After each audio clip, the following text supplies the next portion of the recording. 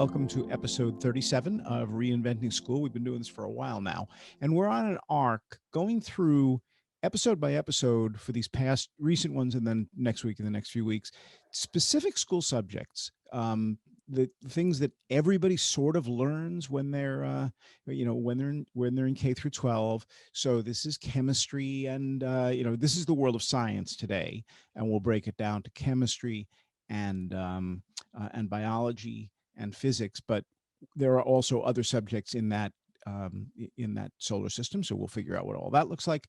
But we last week we were working on social studies, which ends up being this gigantic, broad, millions of different topics that all sort of overlap. And then prior to that was mathematics, and we'll probably return to mathematics, which is much more of a straightforward ladder of instruction. And we will be heading, I think, next week into English and language arts. We're also planning physical education, either together with or separately from health education. So we're really trying to get a sense of how do young people spend time in school, and what are we actually attempting to do here by spending 10,000 hours of their time and probably about $125,000 per student in the United States. And we do similar things all over the world. So that's the sort of kickoff. All right. So science, it's the sort of broad subject that when you think, most people think about science, it's like, yeah, that's something I learned in school. But when you break it down and ask, well, what did you actually take? Like, did you just take science classes? Like, no.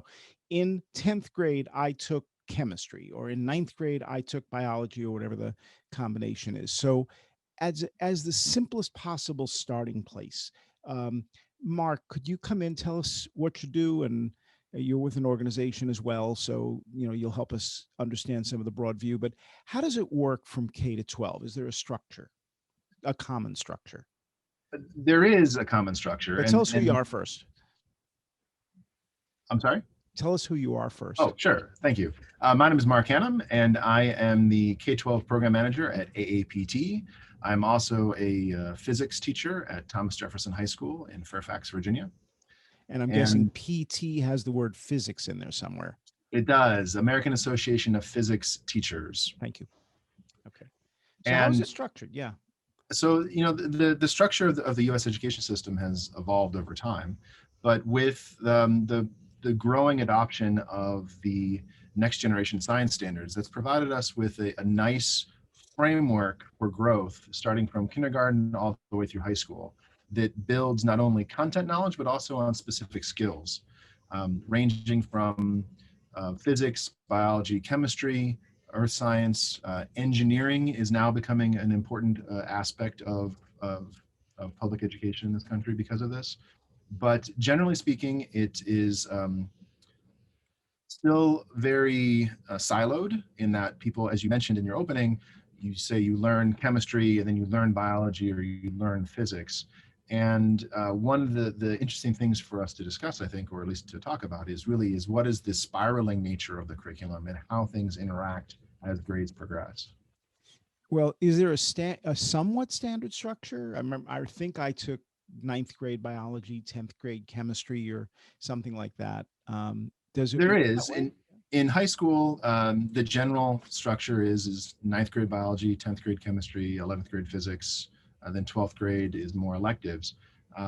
But even that is starting to change. And there are some school districts that are doing physics as 9th grade, with the belief that is the more fundamental kind of conceptual approach, and then building up through complexity, meaning biology being the most complex and physics being the least complex. Good.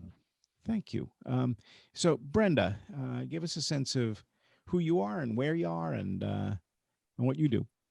Sure. I'm Brenda Walsh, and I am a chemistry teacher at Edenbury High School in Minnesota, which is a suburb. I'm also the high school division director for the National Science Teaching Association. And keep going. We froze there for a second. We're still frozen. So Chris, let me jump over to you. Hi, my name is Chris Monsoor. I'm a high school biology teacher from Tiffin, Ohio. I've been teaching biology all levels for 20 years. And then I'm also the president-elect of NABT, which is the National Association of Biology Teachers. So I'll be next year I'll be taking over that position. All right. So let me see if I can cut back to Brenda. So Brenda, give us a sense of structure. What happens in kindergarten? What happens Mark talked about what happens by the time you get to 9th or 10th grade. What happens before then? Well, and that structure is, what I was saying is difficult because it's very dependent on what district you're in, what state you're in. It is, and in fact, you'll notice that if you transfer into a school, you may have had biology in 9th grade at your school, but in my school, we offer biology in 10th grade. So it's really district dependent. But the frameworks, which Mark mentioned, written through NGSS, tries to help stabilize that a little bit so that we've got a working ground. So in elementary school, they start with trying to hit standards in all of the different subject areas. And we're losing you again. We don't hear your sound. Andrea, tell us about your life and kind of you're a kindergartner. So walk me through how you got up to, what grade are you in now? I'm a junior. Okay. And you're outside Washington, D.C. in Virginia, right? Yeah, I live in Northern Virginia. Very good. Thank you. So walk me through from kindergarten, what you remember about the structure of your science education. So in terms of my science education, I would say that it didn't really develop all that much in kindergarten. I would say that in kindergarten, first grade, you really start learning like the basics, like there is a solar system, it exists, and like there are trees, it exists. But I feel like science really starts to develop as you kind of get further and further, like at least where I live, elementary school goes until 6th grade. So it's really around 5th and 6th grade within my elementary school career where I really start actually remembering science, and it actually starts becoming a certain topic in like schooling. So like I would start learning about meteorology or geology. Those were like very basic subjects I would learn in terms of science. And I feel like that's where it really began. I didn't really actually, you asked me about kindergarten. I don't actually remember a whole lot about kindergarten, except for what I would probably study on my own, seeing as I'm pretty interested in STEM careers. Cool. Okay. So Anjika, you're in Detroit area, right? Yeah, So I live in Michigan. So how does that line up with your experience? So here it goes, middle school starts in 6th grade, and I would say all the way until high school, everything is kind of formulated on the basics. So you take like 6th grade science and then 7th grade science. There's no individual name for that.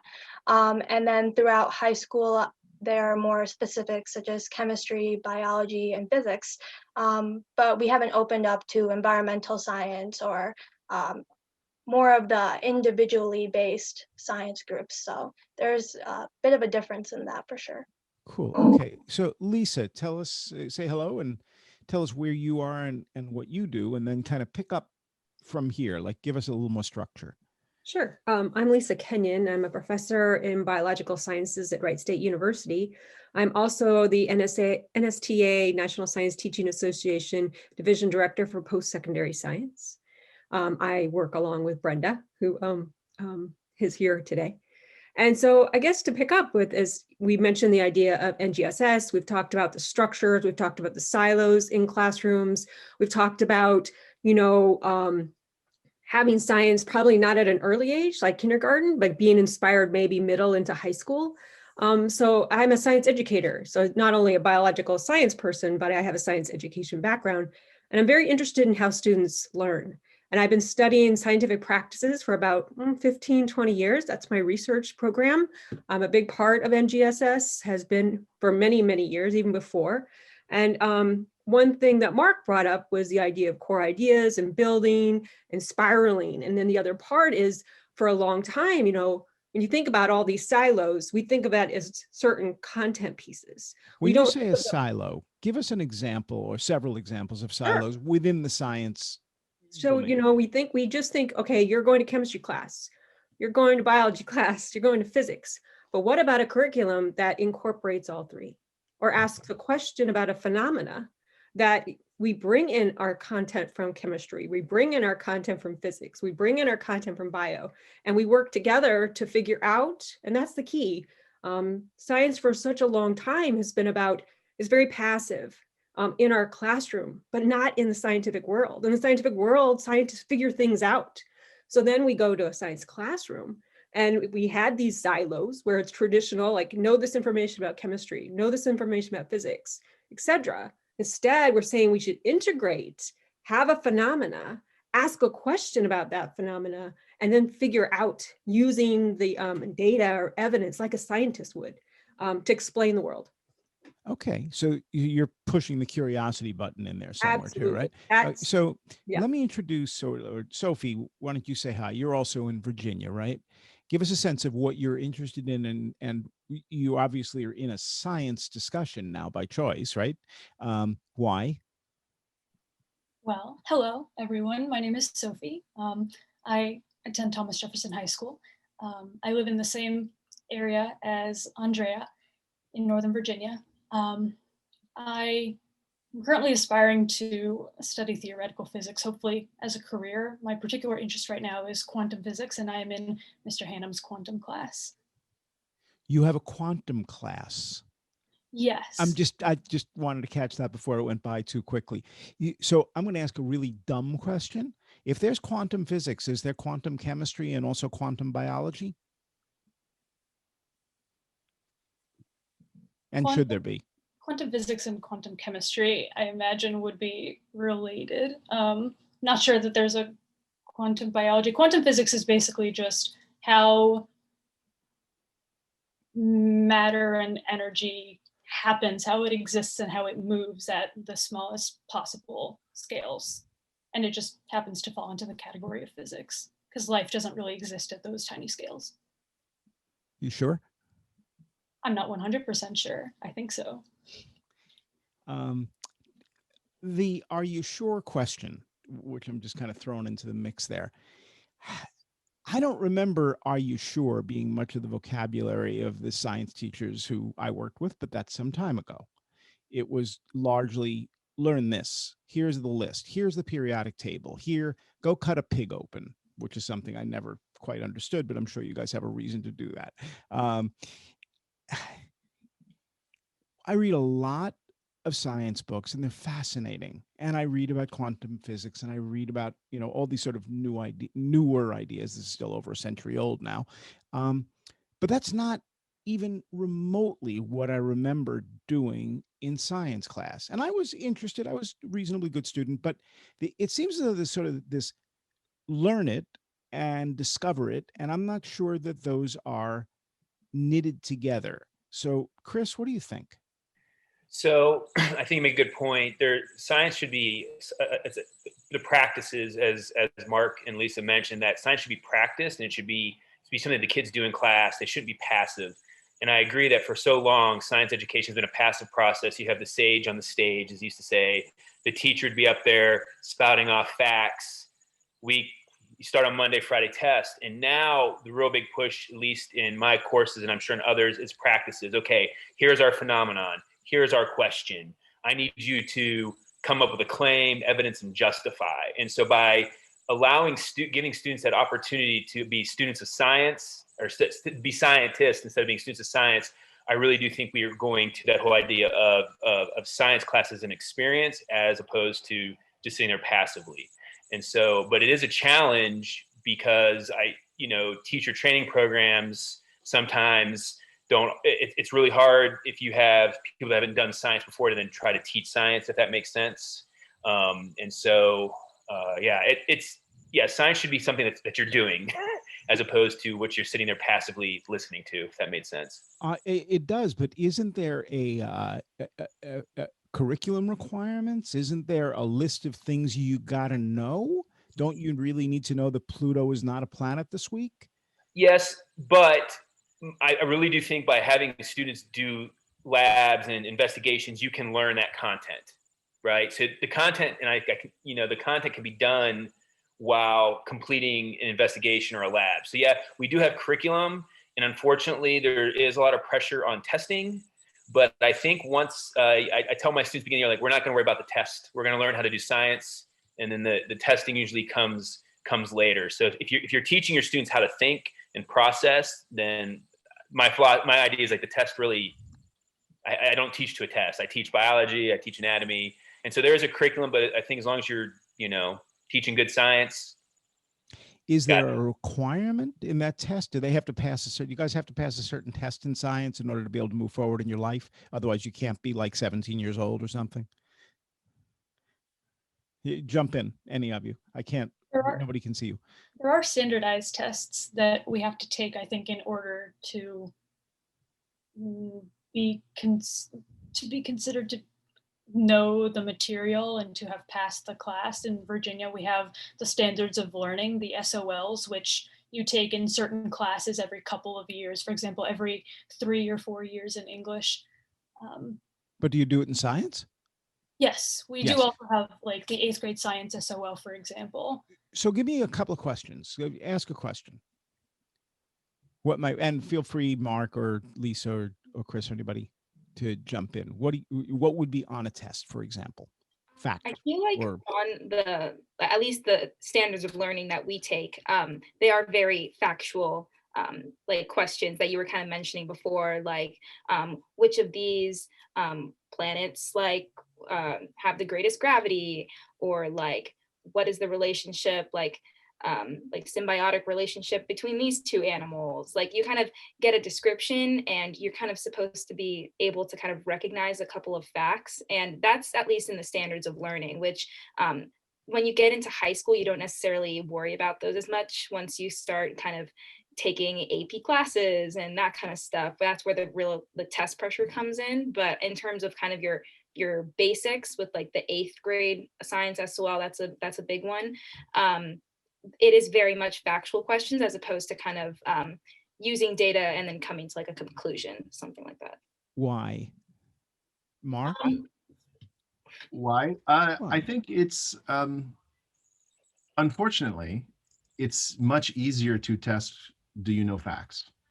So as people struggle, and this is the difficult thing, to write a good test is hard. To write a good assessment that actually gets at people's understanding. There's whole studies of, there's a profession called, psychometricians that design tests as their job. And it's hard. So it's easy to just say, do you know something, yes or no? And that has been the default for educational systems for too long. And to evolve standardized tests to the point where you're starting to ask students to justify or to think or to analyze, that takes the cost of a test way higher. And there are too many educational structures that are too rigid, that are preventing that evolution in the way that we test students or the way we ask to test students, because there's a certain momentum that has to be overcome, and 2, it's too expensive to redo it all. Do scientists take tests? Is that a thing? Like, oh, I'm a scientist and I got to study for my test? No, they don't take tests. They publish, right? So their critique and their validation is in the data that they share with their scientific colleagues in a peer-reviewed article. And when it's, evaluated is when they're getting their test, right?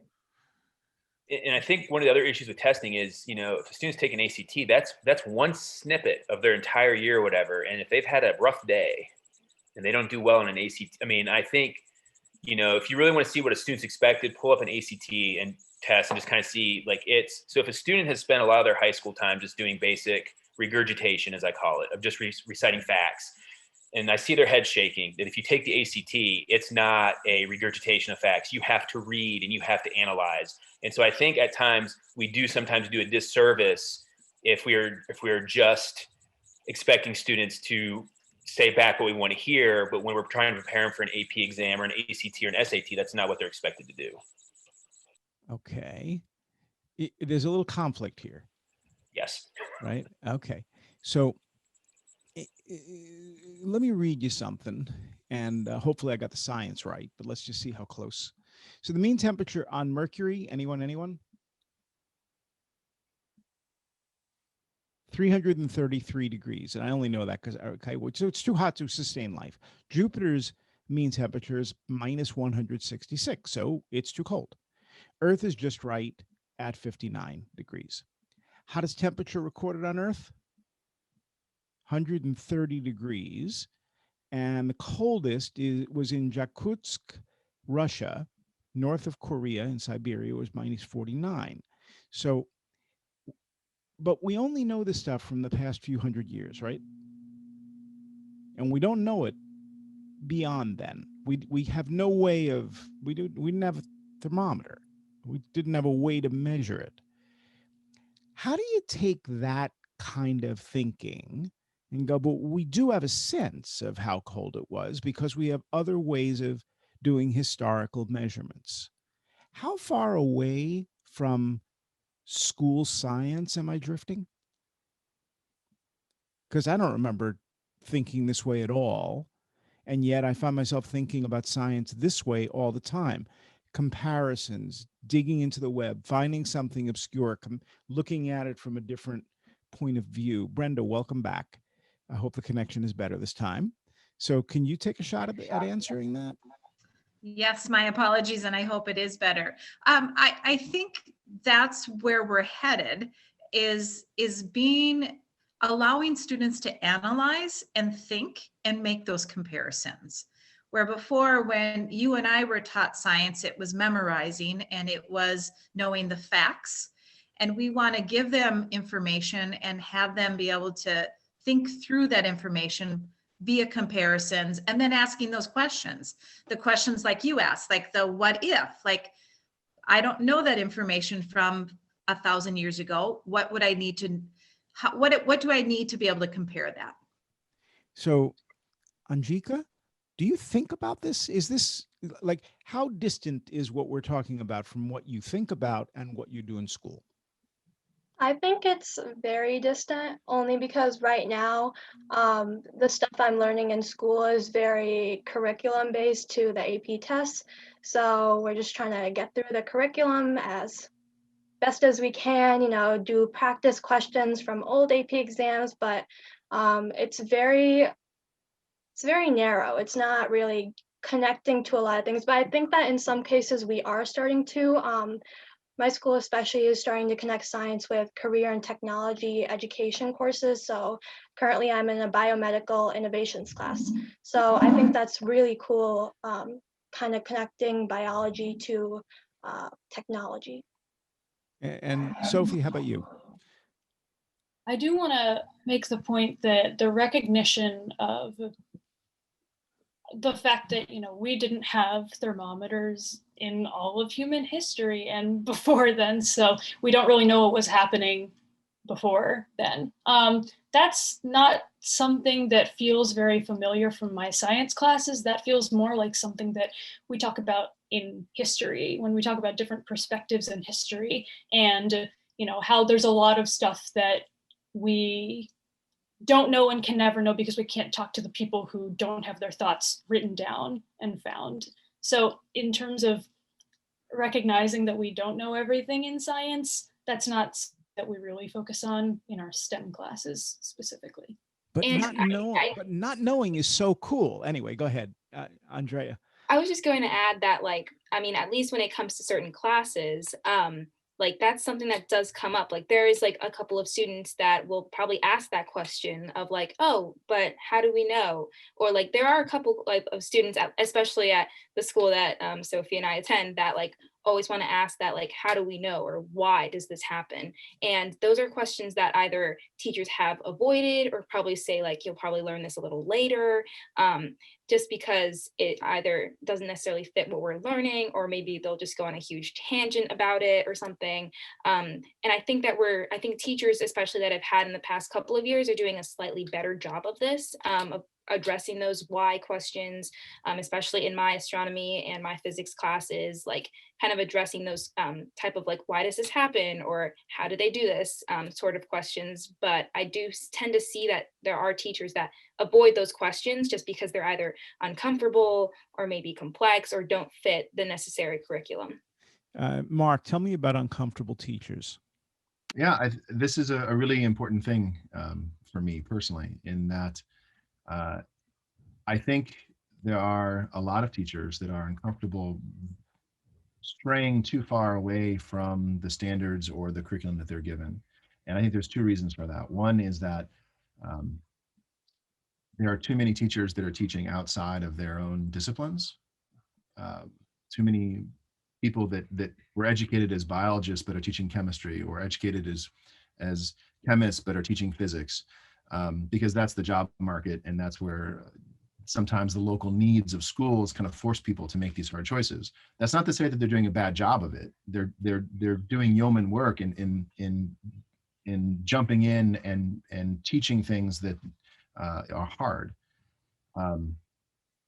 But it makes them uncomfortable. And it's difficult to teach things that you're not yourself confident in your own knowledge about. And that's not the best situation for a student. It's not. But I also think there's another problem here, which is that schools of education and school systems as a whole don't encourage teachers to take charge of their curriculum and to have ownership over it. They're told, teach these things, follow this law, these rules, don't step out of the line. And when there's too much pressure like that from the top down, it dissuades teachers from taking time to answer and to follow student interests. To say, if students come to teachers and say, I don't understand, or tell me more about how that works, which will add time, but goes and follows the interests of students, which is in the end more valuable, that level of autonomy is not afforded to a lot of teachers around the country. And Right. This is also a problem. So let me take that apart and put it together again a different way. And I want to position this as a question of finite resource. At the very beginning, we talked about 10,000 instructional hours, and we talked about $125,000, $125,000 per K-12. So at some point, and you guys are what grade, 11? I mean, Yeah. Yeah. Okay. So at some point, there were decisions made about how you are going to spend all of that time and how all of that money is going to be spent on you. And we've decided sort of that 10% of everything we do on the instructional budget side and time goes to science, and that math gets about 10 or 15%, that English and language arts gets 10 or 15%, and that health and physical education get 2%. Now, on the assumption that each of us has a body we care about, it would seem to me maybe we ought to spend some more time there. And I'm sort of trying to figure out how much time the student body, the student body needs to be spending on each of these subjects, knowing that science didn't stop. We keep discovering new things. It gets bigger, it gets more complicated, it gets richer. But as it does, it becomes more difficult to teach, in part because of the issues that Mark brought up. But more broadly, there's just more to know, and not everybody needs to know everything.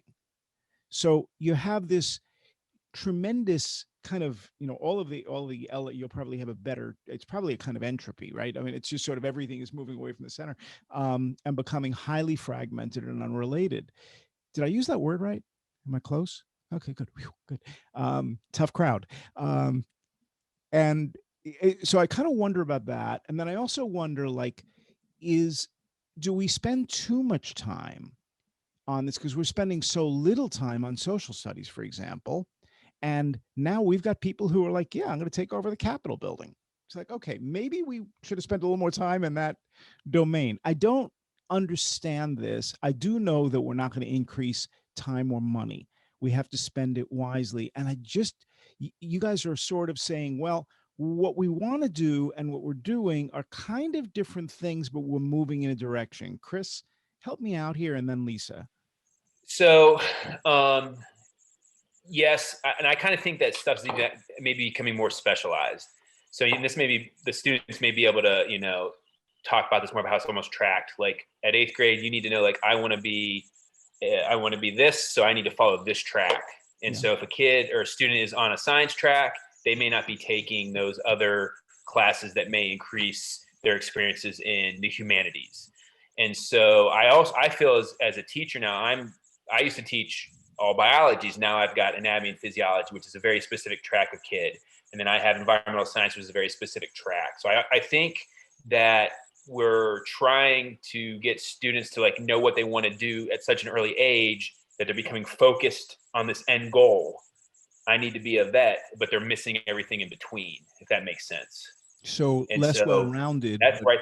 That's where I think okay. the depth, like it's really important that, you know, you do have these critical thinking skills that we build in science so that you understand why we're having these political situations, and that, you know, as a science teacher now, dealing with everything from vaccines and COVID, and if you don't have an educated populace, right, you're going to have things that you saw on January 6th. So I think like we've almost narrowed it too much. That's just my thoughts. So educated populace. So if that's a goal of school, I think it is, at least it's on the list, right? I don't think we're doing really well. I mean, we've been at this now for well over a century. We've spent an unbelievable amount of money if we're spending how much a year per student and all that. And yet when I mean, there's that old Harvard thing where they asked what graduates why the sky's blue, and like nobody could answer the question. So Lisa, make some sense of this if you can. Sure. I think it's a lot to do with, okay, so going back to Chris, I mean, we're seeing, I just want to point out, I want to add to his, you know, we're seeing the same in college. Like when students come in for a bio degree, I see, and we have a neuroscience degree and a biochemistry, molecular biology degree. Students are signing up for those more specific type courses because their end goal is med school. That's what they want. And so they think I'm going to go to these specialized courses. So this is, I just wanted to add to Chris, because this is not just at K through 12. We're seeing this phenomena, I'd say, in college as well. But I think a lot of it has to do with an evidence, right? So we've talked a little bit about NGSS here today. We talked What is about that? You've used that term. Please explain. So that's the next generation science standards. And it was put together by scientists and science educators in 2013. So not all states have adopted it as standards that they use for their states. We have 20 states that have adopted it. And it's a guideline which got what I like about NGSS, and this might help you understand our language, as we've talked about. You've mentioned curiosity, practices, investigating, asking those why and how questions. Is NGSS thinks of it more about not just those silos we've talked about, like I'm just going to learn the content, or today we're going to learn some process skills. We're going to learn the content as we're engaging in a practice to figure out why. And so NGSS has has core ideas that are integrated with scientific and engineering practices, which is like maybe going through an argument and engaging in an argument, or developing a scientific model or an explanation to explain that phenomena. Or even, which is even more powerful, is there's these cross-cutting concepts like energy that you can find in all the disciplines. So this NGSS, that's the acronym, allows us to take these three pieces and integrate them kind of like a thread, working together to help students make sense of that content. So it's what the word I like to use is sense making. We're giving students the opportunity not just to tell them the information, feed them the information, rote memorization of the information. We're making the information more meaningful to the students. More questions are being asked for them to figure out how and why something might be happening. So this comes back to January 6th, right? Because, I mean, we're just getting started with this. Yes, we've been teaching science for hundreds of years, but this is all still presently new in our quest for figuring out science for teachers and students. So we have to be able to have opportunities for teachers to have professional learning. You have teachers who are in schools and college learning this, but you also have in-service teachers that need professional learning experiences to learn this.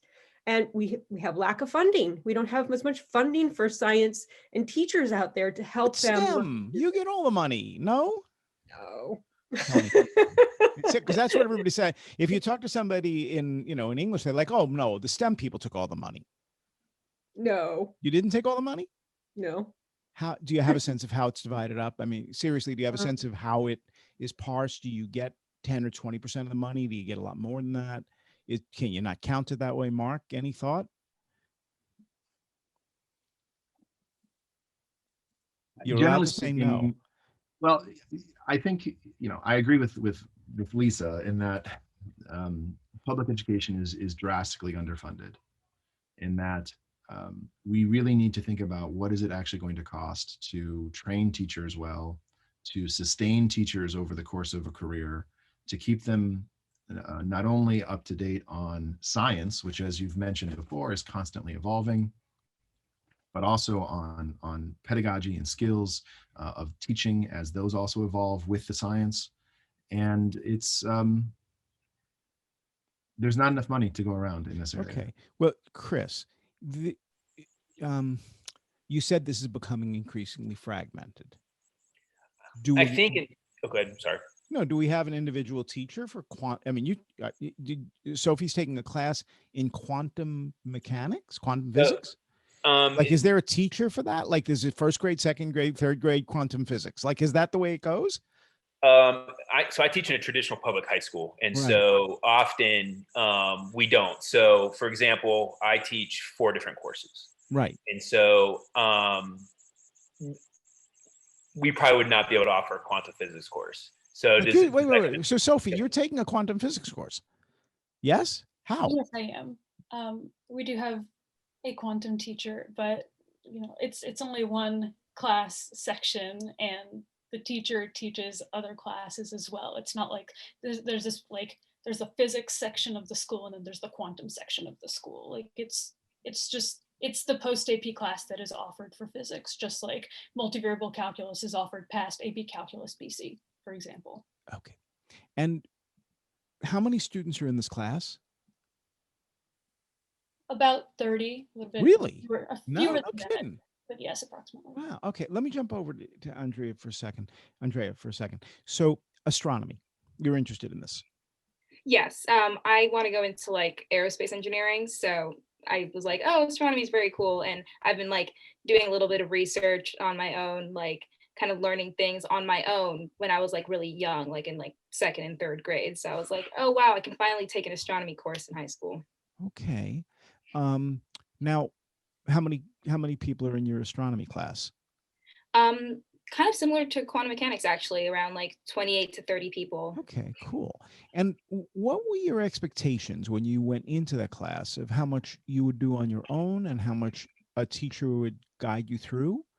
Like, and what do you want to know? Like, what is this just because of career, or are you curious about the subject? Well, first, I kind of want to point out that the school that Sophie and I attend is very different from other public schools in the country. I mean, it's Thomas Jefferson High School for science and technology. So it's like it's a very different public high school. So we have a bunch of different courses that are offered, like quantum mechanics, like astronomy. But in terms of my astronomy class, which is not considered like a core class, it's considered an elective. So there's a lot more flexibility in terms of what we can learn. My astronomy teacher is very fluid and flexible about what we want to learn, what we want to study. What do you want to learn and study? What interests you? So for me, like my big thing is going to space. Like I want to go to space one day. I want to go to Mars. So learning about the intricacies of the different planets in our solar system and like the atmosphere and like how we could possibly live on a planet one day, like that's all the stuff that really fascinates me. And I think I have the ability somewhat to kind of explore that at my school. How do you feel about asteroids? I think they're dangerous for those that live on Earth. I think it's a big mining opportunity too. You have that question, right? So, all right. And how do you feel about the moons of Jupiter? Interested? In the sense of hopefully kind of going there, and in the sense of how much time do you want to spend in the next year studying the moons of Jupiter? Not that much. Yeah, okay. And how about Andromeda? That's where I kind of start losing a little bit of interest. Like there's actually 2 semester courses. Like there's a solar system and a universe class. So those that are really interested in quantum would definitely be really interested in different galaxies and stars. But for me, it would be more the solar system. You're more of a local gal. Yeah. Yeah. Okay. I'm very realist. All right. So no, that's really helpful. Now, are there other people in that class who want to learn about the bigger picture, or is everybody sort of oriented towards aeronautical aerospace engineering? No, actually, that astronomy class has very different people. Like there's tons of people that want to learn like quantum, and tons of people that are really interested in like galaxies, the bigger picture. So there's a variety of people. So the time that you spend learning about 14 different galaxies isn't really helping you get to Mars. So why are you spending your time on it? At least for me, that's just something I find genuinely fascinating and curious. Maybe not all the focus is on Mars in a class, but we eventually get around to it, and everything that kind of goes along the way, I'm just genuinely curious about, and fortunately have that opportunity to study. Cool. Brenda, how broad do we go? How deep do we go? Because there's an awful lot of topics that anybody can explore, and certainly as a PhD, as you know, you can pick your one and go very deep and have nobody understand what you're talking about, but it makes you very happy, right? To paint a very, you know, caricature of a picture. But that's the way the ultimate science academy direction goes, is you have to become specific, because otherwise there's not going to be a place for you, right? And yet we want to teach broadly. We want students to learn broadly, but it was interesting. Thank you, Andrea, for being a solar system guinea pig here. It, it, your interest faded as we got further away from Earth. Everybody's interest fades. We're not all interested in everything, and there's not enough time for all of us to do that. So who does the selection process? I guess that's the question that I want like, how do we decide what's important? Okay, NGSS, I get that, and we can, but that all looks like it can be shaped and formed. So am I studying rainfall within NGSS? Am I doing that on the lives of lions living in the savannah in Uganda? Because rainfall is a really important part of that picture. Or am I studying rainfall as part of climate change and, you know, and the chemical composition of acid rain? Or, I mean, there's so many different directions you can go. Do we want to learn all of that? Do we want most people to have a base understanding? What is a base understanding? You get a sense of what I'm trying to understand. I think one of the hard parts, again, when you talk especially about public education, is it is different wherever you go. So in the state of Minnesota, the people who decide what I teach are my legislators. And my That sounds like a good idea. Exactly. And so they're, you know, how many of them have a science background? I'm not sure. I mean, they do ask for input, but they're the ones who decide what a student taking chemistry in Minnesota should learn. Let me stop you for a sec. Does that mean, like, okay, our state house is under attack, could be under attack in the middle of January. Let's vote on that. Okay. So do you guys want to do earth science this year, or do you want to do like astronomy? Are they voting on that? They're not voting on that. They're selecting the standards that we have to teach. How? So they're not telling us, well, they kind of do in Minnesota. They're telling us that in ninth grade, we will be teaching earth science. In 10th grade, so they are setting up certain standards at certain times. Are they going deep? Are they saying, all right, so within earth science, I want you to spend the first 2 weeks doing this, the third week doing that? No, they don't get to those minute details, but they do say these are the topics that need to be covered for you to call it an earth science class. So then when you grab that, you have to, as a teacher or as a district or as a school, decide, okay, how much time do we have for each one of those topics if we're following the state rules and teaching what they're asking us to teach. And you have to follow the state rules or they won't give you money, or like, what's the deal? That is supposedly what happens. Yes. Has it ever happened? I don't know, because I'm sure you can go into, you know, in Minnesota and go to different schools and they might not be teaching everything that's asked for. Where we try to really focus on, again, that process and the critical thinking skills. And because, you know, I really do believe that if you're an educated person, hopefully I'm sparking some interest. And then when you decide that that's my passion, you have the ability to, you know, critically think and be creative and ask those questions to continue to learn and go deeper.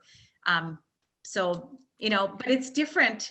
Mark hit on it. It's different for every teacher on how you approach that subject matter.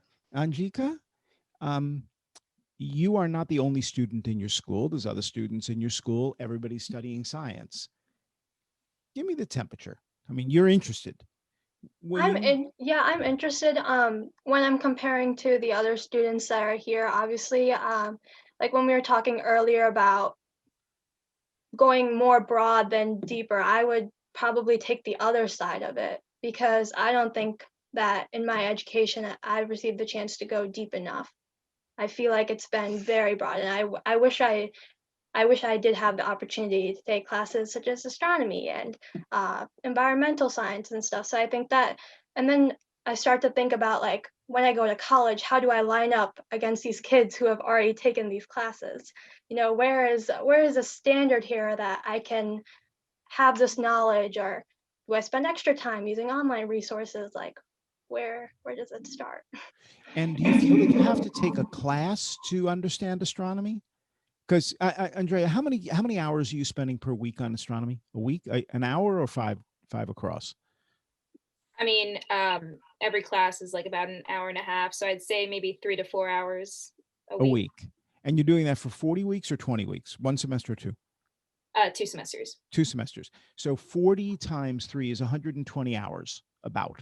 Okay, plus homework if there's homework. All right. So Anjika, in 120 hours, you could read 30 books about astronomy. Just saying.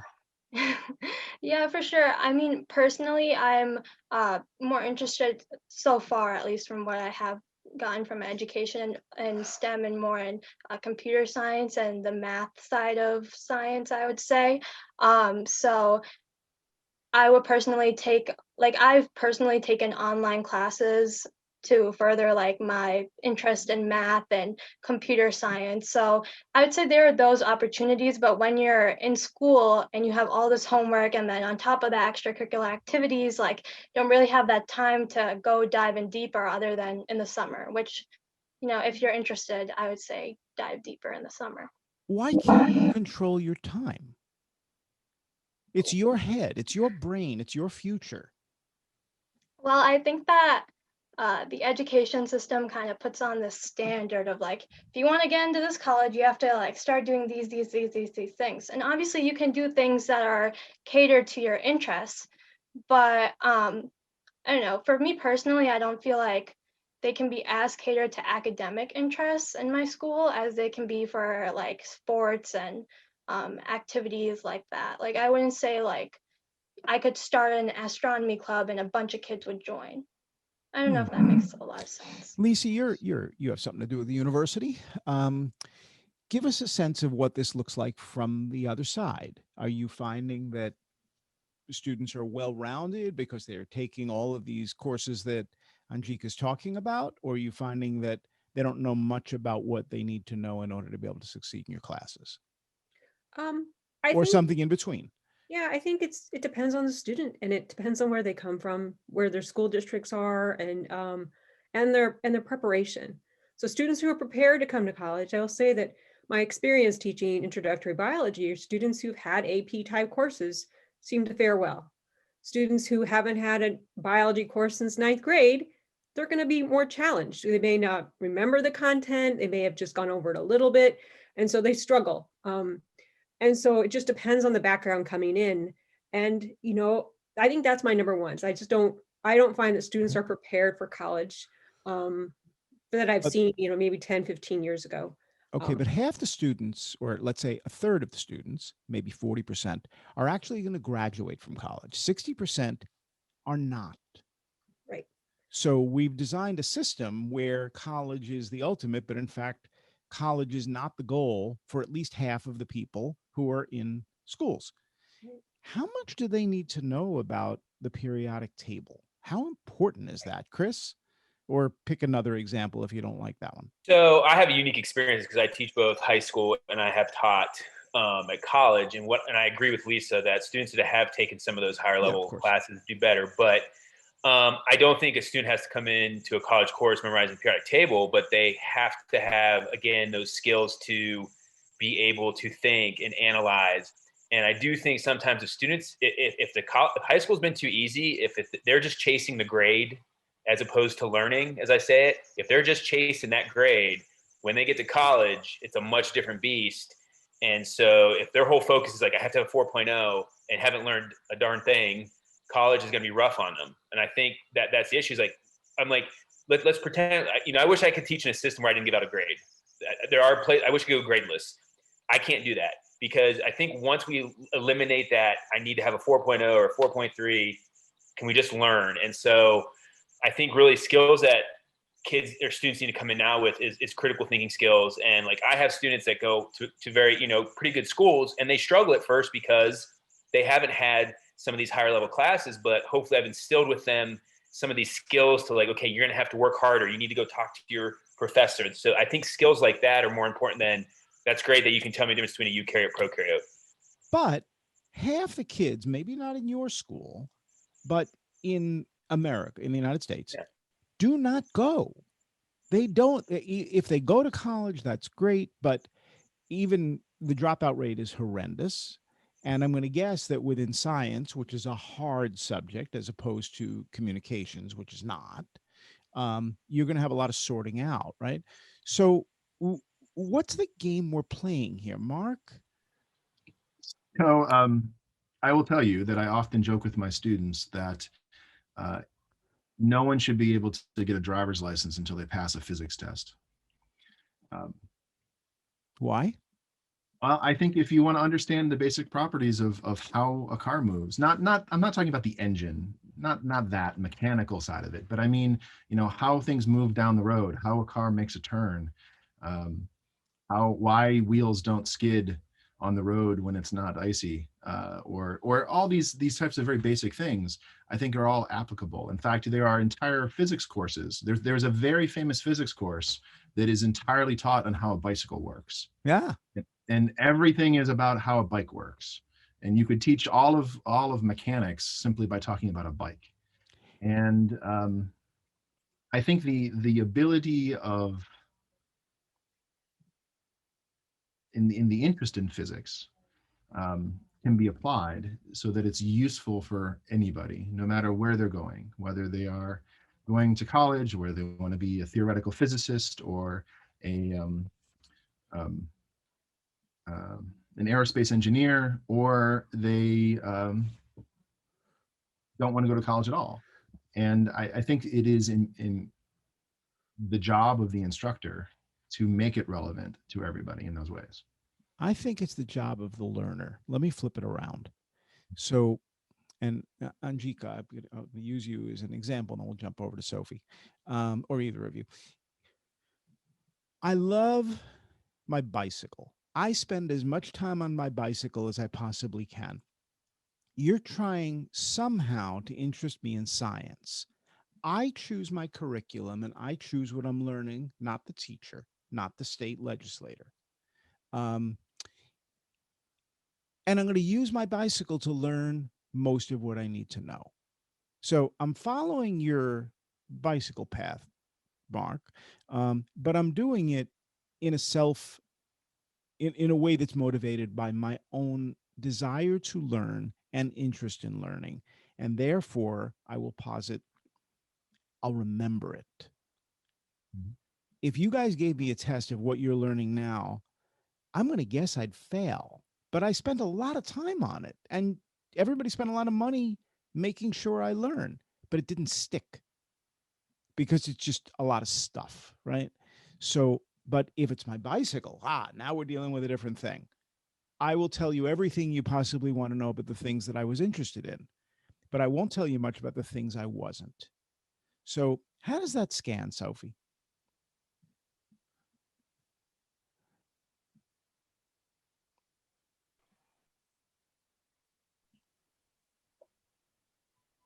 Do you want to learn what you care about? Yes. Do you want to learn about stuff other people care about that you may not care about? It's easy for me because the stuff that I care about is the stuff that we're forced to learn in school anyway. No, not quantum mechanics. We're not forced to learn quantum mechanics in school, but I've always liked math and I've always liked science and I've always had an appreciation for other topics, even if I wasn't particularly interested in. There are very few academic topics that I dislike learning. So it's easy for me. If the bicycle were the only thing I were interested in, then school would be a lot harder and a lot less interesting. Well-rounded student. Hmm? A well-rounded student. You are. Somewhat, yes. Do you know others who are not so round? As Andrea mentioned earlier, our school is kind of a special case where, again, even if students don't really like what they're learning, they will put in the effort and they will learn it very well.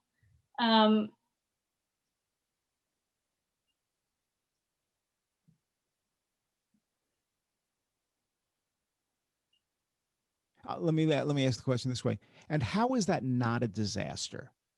Somebody else, legislator, decides you need to learn this list of stuff. Sophie, you're pretty smart. You're all pretty smart. So we're devoting your time and energy to subjects that a legislator decided you needed to learn. Mhm. I hate that. I would much rather have your teachers work with you so that you could design a plan that makes sense for you. You could decide to be very well-rounded. You Yes, could decide to be very flat. You could decide to be whatever you want to be. but there are And some things. so what's wrong with that way of thinking? Because it sounds like that's much more the way science works and that we're working against that. But I, that's my prejudice. I agree that maybe legislators who have very specific and often similar backgrounds aren't the best people to make curricula, but I wouldn't say that students are either, because there are things that you need to know to understand how the world works. And even if you're not interested in climate change, that doesn't mean that you shouldn't learn about it and believe in it. For example, But so how's that going? how is what going? Climate change and the amount of education we put into it and the success we've had. Yeah, we definitely need to put more. We need to include climate change in more of our STEM classes because it's not just related to, like, if you Google, what do I need to study to fix climate change or to slow climate change, the things that come up are energy, policy, environmental science, and stuff like that. But And red meat. Red meat comes up on that list a lot too. um, and so, like, because climate change is, in my opinion, the biggest issue facing humanity today. It's imminent, and it's, with the possible exception of nuclear weapons, the only force that I know of that could potentially destroy all human life permanently. And so that, I want to go into theoretical physics, but I also want to know what I can do about climate change. And so I think that basically when we learn science in school, at least in my experience, we do really stick to the classes that we are supposed to be learning, such as physics specifically. We don't stray outside of that. And and personally, like, I know that, I shouldn't waste water and I shouldn't waste electricity, and I know that fusion exists, but I don't know what I can do specifically to help stop climate change. And so I think that if we add more, like, worldly issues into our curricula, maybe diversify them a little bit, then students would be more interested, especially once they reach an age like, high school age, where they can really understand, like, comprehend and care about these issues. So if broadly, because let's raise our state legislators up to federal legislators, and let's pretend that they're doing the best possible job for the best possible reason, and we quintuple the amount of time that every student spends studying climate change. All right, a lot more time. We're going to blow up a few other subjects because climate change has the greatest threat, big risk, right? Do you think that additional education would generate significant behavior change? So, Chris, Yes. you have a funny expression on your face. What do you think? I get, because I teach environmental science, and I think just by adding more knowledge about it may not necessarily, depending on what you're going to add to this course. Is it more about climate change or how students can fix it? But I think what happens is, like, we have to break it down to a problem that can be solved. And so when people think climate change, you got to break it up into these smaller pieces, or the silos or whatever that you can target. Because I think what happens is students get so overwhelmed by, like, it's such a big problem that, yeah, we could quintuple the hour, whatever you said, the hours, but we need to break quintuple, but we need to break it down into smaller, manageable parts. And I think that's the hard thing. And that's the goal as an educator. Okay, I need to provide my students with the tools that they can take this smaller part and address that first, before I think you can just say, okay, we're going to reduce emissions by 30%. Okay, great. Or 50%. How are you going to do that? It's the how part. So anybody else want to grab this? If we substantially increased education about climate change, would that make a difference? A substantial, big difference in curbing the trend? Or do you think we have to do something different? Anyone? I mean, in the perspective of a student, I would just like to add that things that seem pretty basic, like climate change or something like that, would probably make a greater impact if it was taught perhaps at a younger age. Like things, and this is probably entirely different, but like stuff like language, stuff like your basic math is things that stick with you for the rest of your life. And if you learn that early on, or at least at an earlier age, you could kind of start developing a genuine like concern for it. I know it's definitely important as like a high schooler to learn about those topics and maybe delve deeper into them. But in terms of like actually making people and making it stick, I think that's something that you have to kind of take at an earlier age. And I think that by devoting more and more hours to it, you're not necessarily going to make it stick. I mean, and I feel like that kind of goes back to what you were talking about with Sophie, about kind of learning the stuff you are and aren't interested in. Not everyone's going to be interested in climate change, but I feel like you're going to make a greater impact and make it stick with students if you kind of taught it at an earlier age. And I think that it is important to learn about the things that you aren't interested in. Like personally, I don't like biology all that much, but I still took it in 9th grade because, and by taking it, I learned that not only am I like a pretty good student, but I learned that I don't like it that much. And I feel like that's a part of the learning process as well. Like you have to learn things that you aren't interested in order to grow as a person and actually know and figure out what you want to be like interested in later on in life.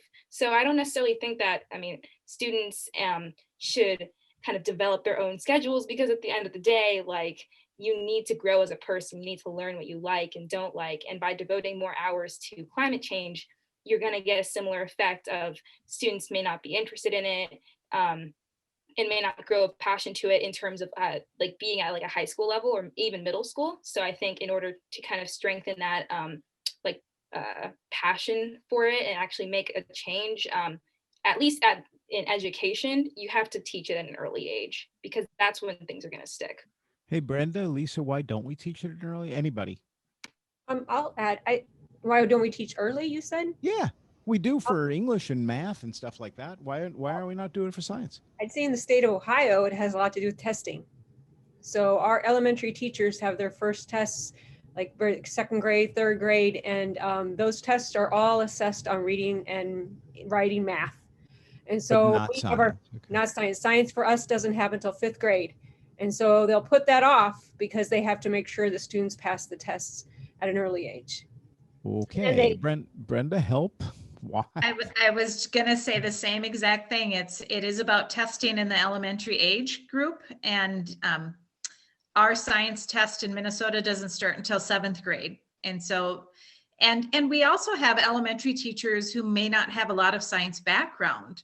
And, you know, so they may have gone into that elementary teaching because the love of the ELA subject area and teaching kids to read. And so I think it could be an uncomfortable subject for some teachers to teach, and 2 is it testing. Yeah, I would add into that too, in that the rigorous kind of testing regime that exists in elementary schools is very insidious, in that it feeds back into the teacher prep programs, and the people that want to become elementary school teachers are also disincentivized to learn science because they have to learn English and math because that's on the test. So it becomes a very unfortunate negative feedback loop where even if we were to remove those testing requirements, just kind of magically poof, gone, you would be left with a teaching workforce that doesn't have the skills to teach science well and would have to become retrained. Okay. Can I add So, one piece? yeah, please.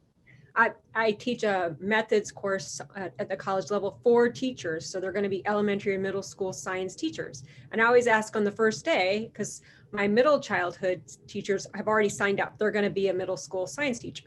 But I always ask on their first day, how many in here are going to teach science? And it's always my middle teachers who raise their hand. And my elementary teachers are like, I'm not, they don't think of themselves. Their identity is not thinking about themselves as science teachers. They think English and math, but they don't think science, even though that's the intention. So to wrap this up, what we're saying is for the first 10 years of most students' life, science is really secondary if it's discussed at all, and the teachers really aren't, by and large, prepared to teach it. When we get into upper grades, there's a desire for increased specialization, some base level knowledge, a blurring between biology, physics, and other standard subjects, and a great many new subjects, whether it's quantum or astronomy or any number of other things, because science is, like the universe, expanding, right? So there's a lot of different pieces and parts here. What's fascinating to me, to wrap this up, is that math has its own specific set of issues like that.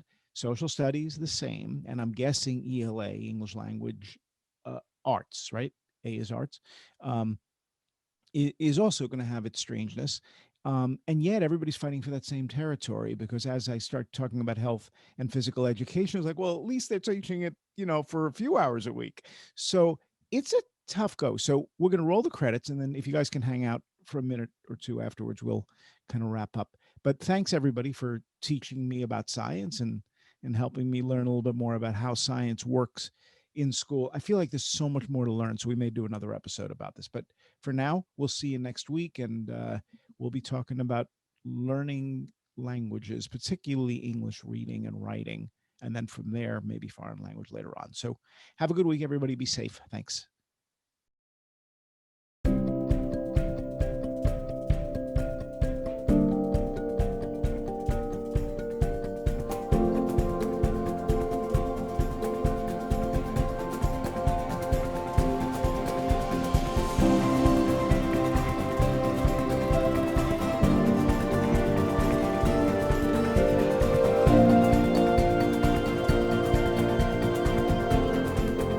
For on-demand episodes and more, visit our website. Kids on Earth contains hundreds of video interviews with students from around the world. Learning Revolution is a global collaboration network for people who care about learning. Be sure to join us next Thursday for a new episode of Reinventing School. Thanks for watching.